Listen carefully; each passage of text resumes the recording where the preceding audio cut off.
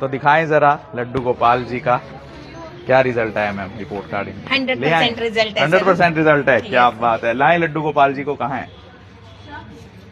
आ जाओ ना। यस,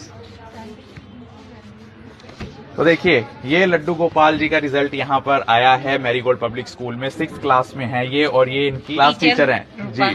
तो इनका नाम है यहाँ पर लड्डू गोपाल का माधव जी। बताएं कि क्या कुछ सब्जेक्ट्स इनको पढ़ाए गए थे और कितने कितने मार्क्स आए, जरा बताएं। लड्डू गोपाल जी के हिंदी में 100/100 हैं, इंग्लिश में भी 100/100, मैथमेटिक्स में भी 100/100, एसएस में 100/100, साइंस में भी 100/100। इनका रिजल्ट सर 100% है। तो ये फर्स्ट आए हैं क्लास में। Yes, तो एक बार sir. क्लैपिंग कर दो सारे इनके लिए। बिल्कुल, लड्डू गोपाल जी का तो चलन भी बहुत ज्यादा है। बहुत सारे लोगों ने भक्ति को, क्या बताऊं मैं तुम्हें, अभी मैं 2-3 दिन पहले बता रहा था तो लोग सत्य सुनने को तैयार नहीं है।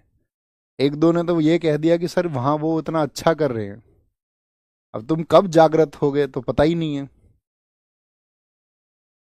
एक स्कूल में ये बोला कि लड्डू गोपाल का एडमिशन हुआ है स्कूल में और लड्डू गोपाल ने फर्स्ट किया है। देखिए तुमने वीडियो, लड्डू गोपाल फर्स्ट आए थे। आपको एक विचार करना चाहिए था उस स्कूल के मैनेजमेंट को कि भी यहां पर एक बच्चा सेकंड आ गया है, यानी कि जो फर्स्ट आना चाहिए था वो सेकंड आ गया है। अभी उसके दिल पर क्या बीतती होगी, जिसने मेहनत की होगी वो फर्स्ट आने के लिए। तुम दुनिया को मतलब कहाँ ले जाना चाह रहे हो ये बताओ।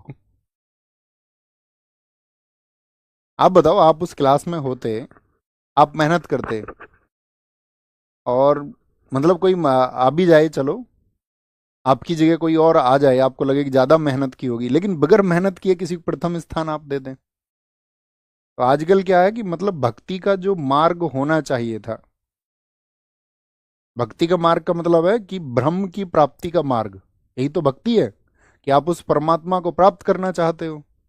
भक्ति का मतलब लास्ट मोटिव क्या है, जैसे आपकी पढ़ाई का लास्ट मोटिव क्या है, आप पहले पढ़े होंगे आपका क्या बोल सकते हैं हम उसको, प्राथमिक विद्यालय पढ़े आप, तो एक होता पूर्व प्राथमिक, फिर होता आपका प्राथमिक, फिर होता पूर्व माध्यमिक और फिर माध्यमिक शिक्षा। तो ये स्टेप है, स्टेप, यानी आप अपने जीवन में कुछ सीख रहे हो। अभी आप सबके अनुभव होंगे कुछ, यानी कि आप सब लोग कुछ काम कर रहे हो ना किसी लक्ष्य की प्राप्ति के लिए। आप पढ़ाई कर रहे हो तो कोई लक्ष्य होगा आपका।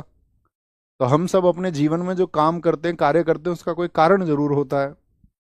तो जब हम काम करते हैं उस काम से हमको एक ज्ञान प्राप्त होता है, एक नॉलेज प्राप्त होती है, नॉलेज, अनुभव प्राप्त होते हैं, इसको बोलते हैं ज्ञान। समझ रहे हो। और इस ज्ञान का इस्तेमाल होता है आपका किस बात के लिए, अंतिम लक्ष्य को प्राप्त करने के लिए। और अंतिम लक्ष्य क्या बताया गया है हमारे शास्त्रों में या उपनिषदों में, आपका मोक्ष।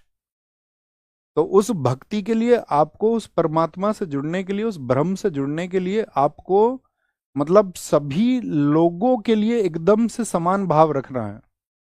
आपको भौतिक सुख छोड़ देने हैं। और अगर यदि आप भौतिक सुख नहीं छोड़ पा रहे हैं, आप सांसारिक सुख नहीं छोड़ पा रहे हैं, तो आप सिर्फ और सिर्फ एक पाखंड कर रहे हैं। बिना भौतिक सुखों को छोड़े आप उस आध्यात्मिक युग में पहुंच ही नहीं सकते। बीच के मार्ग बताने वाले बहुत सारे लोग आएंगे, समझ रहे हैं आप। मृत्युन्नोपनिषद पढ़िए आप एक बार, जब मतलब वहां पर वर्णन है ऋषि साक्यानन का कि कैसे प्राप्त करोगे आप ब्रह्म को। तो ब्रह्म सर्वोच्च सत्ता है, उसको प्राप्त करने के लिए अगर मैं बोलूं कि मैं चाह रहा हूं कि मेरे हाथ में घड़ी होनी चाहिए, तो यानी कि मैं सांसारिक जीवन जी रहा हूं, मैं आपसे पाखंड भरी बातें नहीं कर सकता हूं। तो हमको वो भौतिक सुख छोड़ के तब उस अध्यात्म को हम प्राप्त करेंगे। तो इसीलिए जरूरी है कि अब आप सोच रहे हो नहीं जी मैं तो अपनी उसमें गाड़ी में बैठा के ले जा रहे हैं हम तो किसी को, जो श्रद्धेय हैं, जो पूजा योग्य हैं, तो यानी आपका ध्यान गाड़ी पर भी है ना।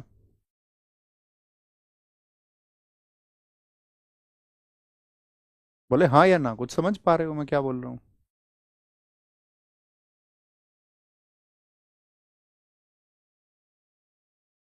सिया राम सम जग मानी, यानी भगवान जो सीता और राम हैं उनको या उनके जैसा आपको उस जग को मानना पड़ेगा।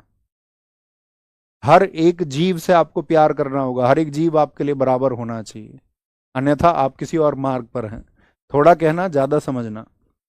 आ गया हो तो भैया ये यहां पर बात आ गई, आज शाम जो बहू आई है उससे खेल खिलवाएंगे या नहीं खिलवाएंगे, उससे पूजा करवाते नहीं करवाते? आप कहोगे हाँ जी भैया, लड्डू गोपाल भी देते हैं आजकल। ओके, अंकिया नाट बहू किसकी